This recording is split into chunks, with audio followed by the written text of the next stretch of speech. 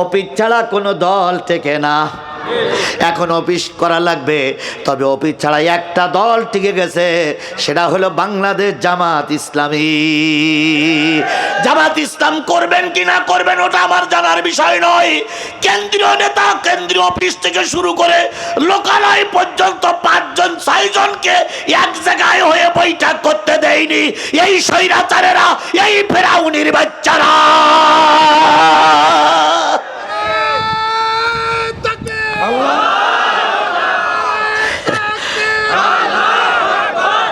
তারপরে বলেন বাংলাদেশ জামাত ইসলাম টিকে আছে না নাই? আরো জোরে বলেন টিকে আছে না নাই? শুধু টিকে নাই রে ভাই, অতীতের চাইতে অনেক অনেক বেশি শক্তি নিয়ে বাংলাদেশ জামাত ইসলামী ময়দানে টিকে আছে। বেসরকারিভাবে জরিপ করা হয়েছে, জরিপের রেজাল্টে উঠে আসছে 56%, কেউ বলেছে 51%, কেউ বলেছে 50% লোক এখন জামাতের নেতা কর্মী বাংলাদেশে। পাকবাকুমির পর্ব শেষ, আগামীতে জনগণ দেখবে টুপিওয়ালার বাংলাদেশ। সকল দলের দেখা শেষ, টুপিওয়ালার, সকল দলের দেখা শেষ, কোরআনওয়ালার বাংলাদেশ। কথা বলেন ঠিক না ঠিক? তাহলে দল করতে গেলে 4th নম্বর লাগবে একটা অফিস। এবার বলুন তো, আপনি যদি ইসলামী দলের লোক হন, আপনার অফিসের নাম কি? এইটা খুব ভালো করেই বলতে পারবেন আপনারা, এজন্য আপনাকে ধন্যবাদ ধন্যবাদ ধন্যবাদ। আপনাকে স্যালুট তালি। 4th নম্বর যে জিনিসটা লাগবে সেটা হলো মসজিদ। মসজিদে যারা আনাগোনা করে এরাই হলো জান্নাতি দল। তাহলে দল করতে গেলে কয়টা জিনিস লাগলো?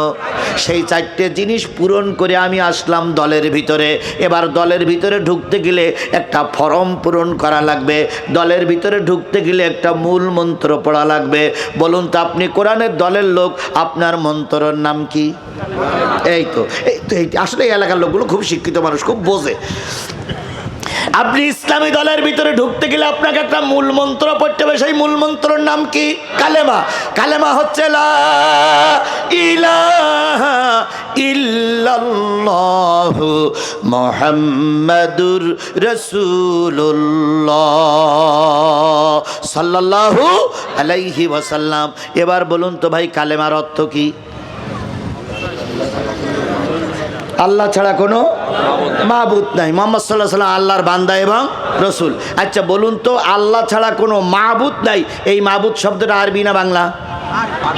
আরবি। তাহলে আপনি বাংলায় করতেছেন, ওতে একটা শব্দ আরবি লাগালেন কেন?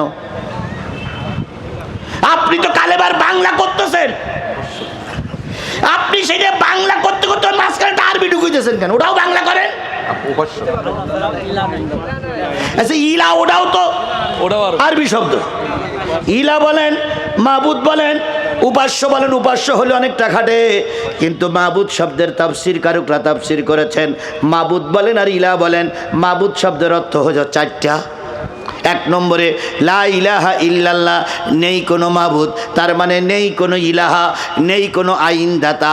মাবুদ শব্দের অর্থ আইনদাতা, আমি কারোর আইন মানব না কার আইন ছাড়া। মাবুদ শব্দের অর্থ হচ্ছে হুকুমদাতা, আমি আজকের থেকে কালেমা পড়লাম, কারোর হুকুম বাংলাদেশে চলবে না, হুকুম চলবে ইনিল হুকমু ইল্লা লিল্লাহ। হুকুম চলবে কার? আরো জোরে বলেন, হুকুম চলবে কার? এই কথা আপনিও বলেন, নিজামী সাহেবের যা হয়েছে আপনারও তাই হবে। এই কথা আপনি বলে ময়দানে নামেন। তুমি বক্তা সাইদি সাহেবের যে মিথ্যা অপবাদ দিয়ে মেরে দেওয়া হলো, তোমাকেও সেই একই অপবাদ দিয়ে ময়দান থেকে তাড়িয়ে দেওয়া হবে। এই জন্য আমি কালেমা পড়েছি, হুকুম মানব কার? কালেমা পড়েছি, আইন মানব কার? মাবুদ শব্দের অর্থ হচ্ছে রেজেক দাতা, তাহলে আমি কালেমা পড়েছি, রেজেক চাবো কার কাছে? আমি কালেমা পড়েছি, মাবুদ শব্দের অর্থ হচ্ছে প্রার্থনা কবুলকারী।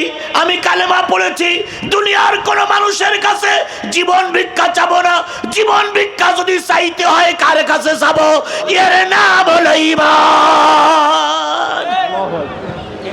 তাহলে কালেমা পড়ে 4টে কথা শুনি, এবার আমি কোরআনের ভিতরে ঢুকলাম। এবার বলুন তো, ইসলামের ভিতরে ঢোকার পরে আপনার কিছু পড়া দেবে না দেবে না? স্কুলে ভর্তি হওয়ার পরে কিছু পড়া আপনার আছে না নাই? সেই পড়াটা এবার শুরু। এতক্ষণ বলে ঢুকে নিলাম ইসলামের ভিতরে। নেতা কালেমা কি বলে, দল করতে গেলে কয়টা জিনিস লাগলো? আচ্ছা, কালেমার অর্থ কয়টা বললাম? 4টা। এবার কিন্তু আমি ইসলামের দলের ভিতরে ঢুকেছি, এতক্ষণ বলে ঢুকিনি। ঢুকেছি তো ইসলামের দলের ভিতরে ঢুকেছি। এবার আমার কাজ হলো, আপনার কাজ হচ্ছে ইয়াদউনা ইলাল খায়র, মানুষকে ভালোর দিকে ডাকো। আমাদের সমাজে সবাই ভালোর দিকে ডাকতেছে, খারাপ করতেছে কেডা? তারেক জিয়া আছে লন্ডনে, খালেদা জিয়া সেখানে সন্তানের পাশে আছে। দুইজন যুক্তি পরামর্শ করে বলতেছে সাদাবাজিদের দলে কোনো ঠাঁই নাই। বলতেছে না বলতেছে না বলতেছে না? হ্যাঁ, দলের নেতা কর্মীরা সাদাবাজি করো না। সাদাবাজির দায়ে 400 কতজন ইতিমধ্যে বহিষ্কার হয়ে গেছে। তারপরে তারেক জিয়া বলতেছে পুলিশকে, আমার দলের কোন লোক যদি সাদাবাজি করে ধরিয়ে হাজতে দাও। তাহলে ঠিক আছে না লাই? এবার জামাতের আমির ডক্টর মোহাম্মদ শফিকুর রহমান বলতেছে, দলের কোনো লোক চাঁদাবাজির সঙ্গে জড়িত হলে ঠ্যাং গুঁড়ো করে পুলিশের হাতে তুলে দাও। তাহলে বাংলাদেশ জামাত ইসলাম বলতে ঠ্যাং গুঁড়ো করে দাও, আবার তারেক জিয়া বলতে ঠ্যাং গুঁড়ো করে দাও। তাহলে দুই পক্ষই ঠ্যাং গুঁড়ো করতেছে, তাহলে চাঁদা তুলতেছে কারা? কথা বলেন না, আমার কথা বোঝেন না, আমার কথা বোঝেন নাই? দুই পক্ষ তো চাঁদার বিরোধী, তাহলে দোকানে চাঁদা নিচ্ছে কারা? নিশ্চয়ই ফেরেশতা জিবরাইল। যদি দুই পক্ষে আমরা কেউ চাঁদা নাই, তাহলে জিবরাইলই চাঁদা নিচ্ছে।